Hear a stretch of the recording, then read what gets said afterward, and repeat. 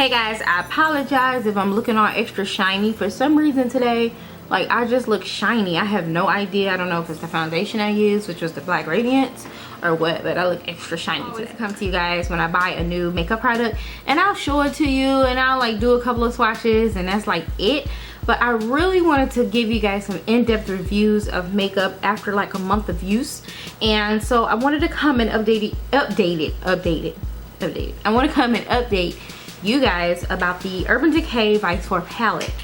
Some of you guys are still on the fence as to whether you want to buy it or not, and some of you guys are just, you have it and you're wondering if other people are feeling the same way about it as you. If you don't have the palette and you want to hear more about it, or if you have the palette but you just want to hear me ramble about it, then just keep watching. Okay, so you're still here. So you already know how it came.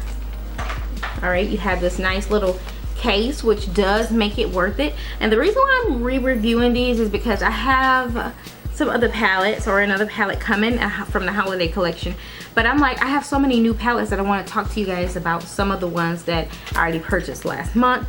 So again, you guys know this came out sometime in September, and this is what it looks like. It is a very nice design. Is it exactly ergonomical? I guess so, because it's not big and you can pretty much put it anywhere and it doesn't like flail, or it's not gonna break. Okay, and you guys know in this palette comes with 5, 10, 15, 20. You have 20 original shades. Okay, for you who may not have known, but I'm pretty sure all of you know in the makeup world. Okay, so basically what I'm going to talk to you about is some of the ones that I like and some of the ones that I don't like, and how exactly I feel about this. Now, first of all, I feel like right off the bat, if you already have Vice palettes, then you probably could skip this one. Me personally, I don't have any Vice palettes. I have like almost all the Naked palettes, but I don't have any of the Vice palettes. So I was very excited to get a palette, and one of the Vice ones, and I was like, why not go ahead with the newest one? I really wanted the Vice LTD palette, but yeah. So let's talk about these colors. First of all, how I feel about this palette is you are not going to get, okay, I did this makeup look right here using just this palette.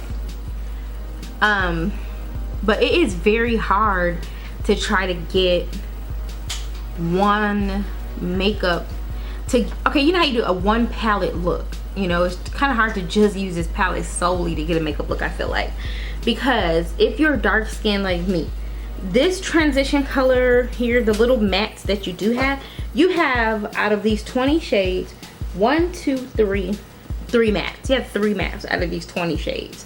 Okay, so 3 mattes would be these 1, 2, and 3, which would be bitter, discreet, and framed. Bitter, discreet, framed. I'll go ahead and swatch them 3. There's the 3. Okay, so bitter, discreet, and frame. And that's what those look like. You can't get a single look out of here if you're dark like me, because I have to use this color as a transition. I would like to have used this one or this one, but they're just so light that they just don't really show up. Okay, so sometimes this warm color won't go with the cooler shades that you have over here. So I have all these cool tones, and then I have just the warm shade to work with for transition. So I honestly have to break open a different palette, but today I did work with the warm colors as well as the cool ones, but they don't necessarily go together. All right, as far as the pigmentation, all of the colors are very true to what you see. They are all true to what you see. You're gonna get the pigment. I like to work with, personally, this color and Flame, as you can see. Now, as far as the quality, Flame is one of the ones that I use the most, but it's one of the ones that has the worst quality, because this one is super chunky and it has big pieces of glitter. So when you put it on your eye, the first thing that happens is the glitter just starts to fall all over your face. It is the worst color, but the prettiest color in this palette. And oh my god, I am missing a color. So as I'm speaking to you guys, I was like, one of my colors is missing. Here it is. Now, I have this problem with Urban Decay palettes. I don't know if I'm the only one, but my Naked 3 palette, I ordered it directly from urbandecay.com. When I got it 2 days later, every last shade in there fell out. All of them, the whole pan just fell out. And they were like, just send it back. And I was on my way to move to Florida like the next day. I was like, I am not about to go through that. I'm not gonna send it to my new address. I'm not gonna do anything because I know it's gonna take forever. And you see my shade Crowbar just fell out. And I ordered this straight from Sephora. So already another issue with this palette. Okay, I don't even know when it fell out. You guys probably seen it. I'll see it on the playback. Anyways, the only colors that I'm disappointed in would be Grasshopper, which is this beautiful green, and Flame. And the reason why is the pigmentation is gorgeous on these two colors. The problem is they have the most fallout on them, period. Today I worked with Grasshopper, and then I work with Grasshopper on the lid, and then on top of Grasshopper I put a little bit of Low on top, and then I put Beat Down in the crease, well, all the way across, and then I use a little bit of Fastball in the inner corner, and then I use a little bit of oh yeah, I use a little bit of Underhand underneath. So I did a lot because I wanted to test out the range of this palette. I wanted to see exactly how far this palette can go. Again, these are the three colors, some of the three colors that I work with, and I will swatch them. Cross my stars.